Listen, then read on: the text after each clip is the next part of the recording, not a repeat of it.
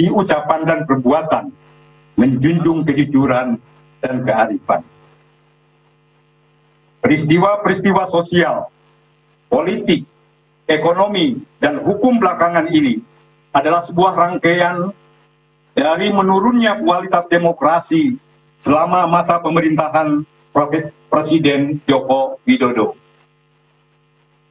Indeks persepsi korupsi yang semakin memburuk, pelemahan Komisi Pemberantasan Korupsi (KPK) melalui penempatan pimpinan-pimpinannya yang tidak amanah, penyusunan Omnibus Law, pengaman investasi yang prosesnya jauh dari partisipasi publik, nepotisme dan penyalahgunaan kekuasaan dalam syarat capres-cawapres dalam pemilu, institusi, serta berbagai indikasi dan potensi pelanggaran etika lainnya adalah puncak dari diabaikannya kualitas institusi dalam proses pembangunan kontemporer di Indonesia.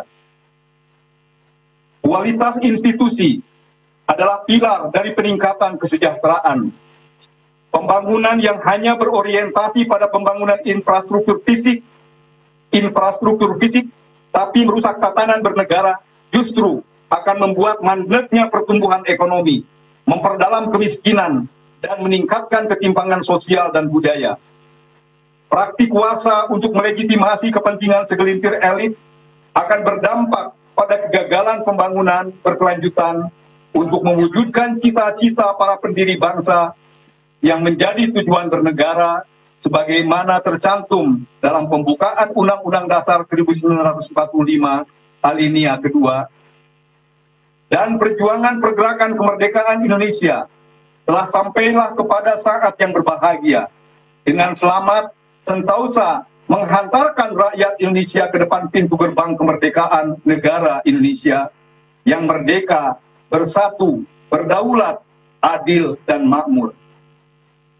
Dari sini jelas bahwa kemakmuran hanya satu saja dari 4 hal yang dicita-citakan pendiri bangsa. Selain kemakmuran yang disebut terakhir, ada kemerdekaan, kebersatuan, kedaulatan, dan keadilan. Peristiwa politik belakangan ini mengganggu kelima cita-cita para pendiri bangsa tersebut. Terfokusnya kekuasaan secara elitis membuat kemakmuran belum dirasakan kebanyakan rakyat Indonesia. Sementara itu, hukum sebagai pengatur, pembatas, dan rel yang seharusnya menjadi bintang pemandu justru digunakan untuk menjustifikasi dan melegitimasi proses kebijakan politik, ekonomi, sosial, dan kebijakan lainnya yang bermasalah. Hal tersebut tidak lain karena adanya krisis kepemimpinan yang tidak beretika dan bermartabat. Adalah kenyataan hari ini. Hukum hanya ditempatkan sebagai slogan normatif tanpa jiwa dan moralitas. Berdasarkan kenyataan dan pemikiran di atas, sebagai bentuk tanggung jawab kaum intelektual, kami, Civitas Akademika Universitas Padjadjaran, yang menjunjung pola ilmiah pokok, bina mulia hukum dan lingkungan hidup dalam pembangunan nasional, menyerukan agar Presiden, para pejabat publik, kandidat capres-cawapres, dan para elit politik serta masyarakat untuk turut bersama dalam penyelamatan negara hukum yang demokratis, beretika, bermartabat, dengan melaksanakan poin-poin sebagai berikut. 1. Pelaksanaan demokrasi harus menjunjung etika dan norma hukum yang bersandar pada Pancasila dan Undang-Undang Dasar 1945. Hukum tidak hanya teks semata, melainkan juga nilai dan prinsip yang ada di dalamnya serta dijalankan secara konsisten. Presiden dan elit politik harus menjadi keteladanan, kepatuhan terhadap hukum dan etika, bukan justru menjadi contoh melanggar etika, apa yang diucap tidak sesuai dengan kenyataan.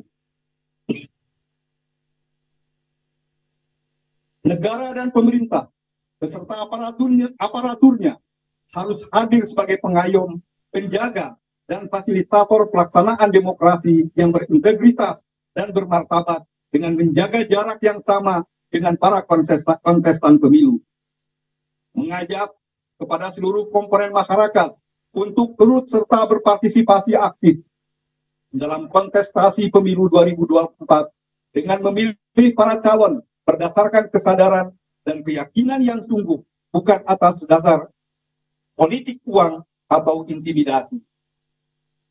Bersama-sama dengan seluruh masyarakat, menjaga penyelenggaraan pemilu 2024 agar kondusif, aman, dan bermartabat, serta mengawal hasil penyelenggaraan pemilu 2024 sampai terbentuknya pemerintahan baru sebagai perwujudan kedaulatan rakyat.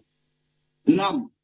Pemilu 2024 sebagai institusi demokrasi tidak boleh diolok-olok atau direduksi maknanya sekedar prosedur memilih pemimpin. Demokrasi harus dikembalikan pada jati dirinya sebagai perwujudan kedaulatan rakyat dengan menegakkan aturan main yang adil dan transparan, membuka ruang partisipasi yang substantif bagi publik untuk memperoleh informasi yang dapat diandalkan dalam memberikan suara. 7. Mendesak penegakan hukum untuk kasus-kasus pelanggaran yang terjadi selama penyelenggaraan pemilu 2024 untuk segera ditindaklanjuti demi terciptanya pemilu yang berintegritas dan pulihnya kepercayaan publik kepada pemerintah.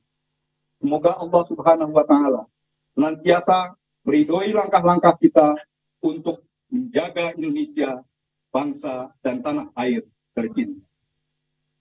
Assalamualaikum warahmatullahi wabarakatuh. Terima kasih kepada Prof. Ganjar Kurnia. Maka tidak terasa semua rangkaian acara telah dilalui. Soal pajajaran tidak terkait dengan yang lain. Ini adalah merupakan tanggung jawab kita bersama terhadap keadaan. Dan banyak orang yang tanya juga kenapa bersejarah. Saya kira untuk menyampaikan sesuatu kan kalau tidak perlu kapan pun. Maka hadis yang mengatakan walaupun besok kiamat kalau mengizinkan hari ini bisa menanam kita tanam saja gitu. Jadi ini juga tidak ada yang terlambat ya. Kita terus saja kita seperti lari maraton lah. Waktu masing-masing lari maraton dan estafet gitu kan antar generasi dan sebagainya.